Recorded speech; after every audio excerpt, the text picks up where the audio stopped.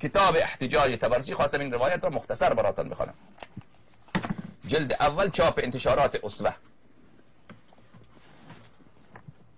صفحه 20 حدیث 17. امام حسن عسکری علیه السلام فرمودن که امام صادق علیه السلام فرمودن من کان همه فی کسر النواصب عن المساکین من شیعتنا.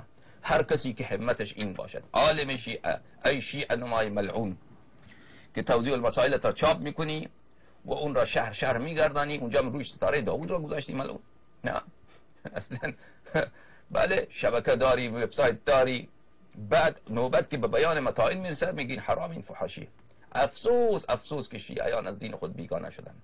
اینها را باید شیعیان آنچنان مثل سگ اینا را ذلیل بکنین، آخوندارا اینها را آنچنان کتک بزنه که اینها دیگر بله از دیگر سر بلند نتوانند بکنن. افسوس افسوس که مؤمن کم، مؤمن با غیرت کم، جوانان مؤمن کم هستند.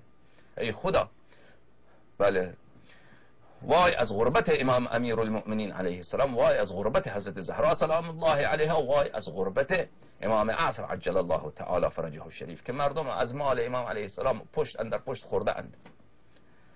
برای خود چه امپراتوری های اقتصادی درست کرده اند، برای خودشان چه آقایی و چه ریاست ظاهری و چه قداست نیابت امام علیه السلام درست کرده اند، و در عین حال خودشان بدترین دشمن امام زمان علیه السلام، بدترین دشمن حضرت زهرا سلام الله علیها، در حالی که سینه هایشان سپر هست از برای ابوبکر، از برای عمر، از برای عثمان، از برای طلحه، زبیر، عایشه. چه مظلومیتی میکشد امام عصر علیه السلام.